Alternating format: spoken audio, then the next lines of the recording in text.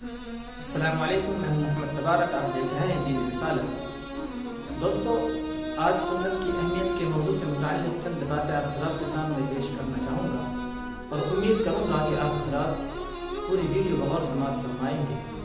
تو دوستو، ویڈیو شروع کرنے سے پہلے میں آپ حضرات سے گزارش کروں گا کہ اگر اب تک آپ نے ہمارے چینل کو سبسکرائب نہیں کیا ہے، چینل کو سبسکرائب کر دیجئے اور بیل آئیکن کو دبا دیجئے تاکہ ہماری آنے والی ویڈیو کی نوٹیفیکیشن آپ کو ملتی رہے۔ علامہ زین الدین بن رجب رحمہ اللہ تعالی نے لکھا ہے، ایک مرتبہ ان کے پاس ایک ایسا شخص آیا جو کفن چور تھا، مگر اب وہ اس قبیح حرکت سے باز آ چکا تھا اور توبہ کر کے نیکی کی زندگی گزار رہا تھا۔ علامہ زین الدین نے اس سے پوچھا، تم مسلمانوں کے کفن چراتے رہے ہو اور تم نے مرنے کے بعد ان کی حالت دیکھی ہے، یہ بتاؤ کہ جب تم نے ان کے چہرے کھولے تو ان کا رخ کس طرف تھا؟ اس شخص نے جواب دیا، اکثر چہرے قبلے کے رخ سے پھرے ہوئے تھے۔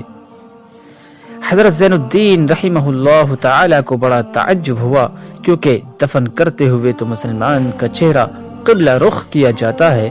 انہوں نے حضرت امام اوزاعی رحمہ اللہ تعالی سے اس بارے میں پوچھا تو امام اوزاعی رحمہ اللہ تعالی نے پہلے تو 3 بار انا للہ و انا الیہ راجعون پڑھا، پھر فرمایا، یہ وہ لوگ ہوں گے جو اپنی زندگی میں سنتوں سے منہ پھیرنے والے تھے۔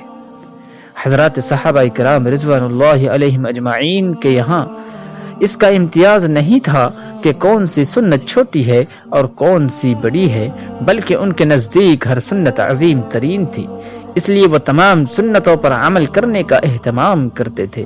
میرے دوستو، حقیقت یہ ہے کہ ذرا سا اہتمام کرنے سے انسان کے نامۂ اعمال میں نیکیوں کا ذخیرہ جمع ہو جاتا ہے، اس لیے سنتوں پر عمل کرنے کا اہتمام کرنا چاہیے۔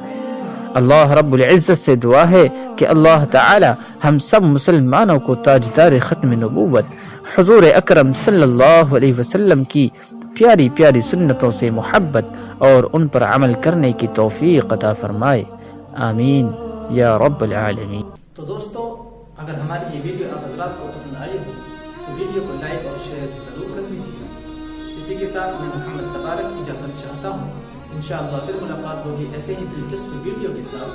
تب تک کے لیے اللہ حافظ۔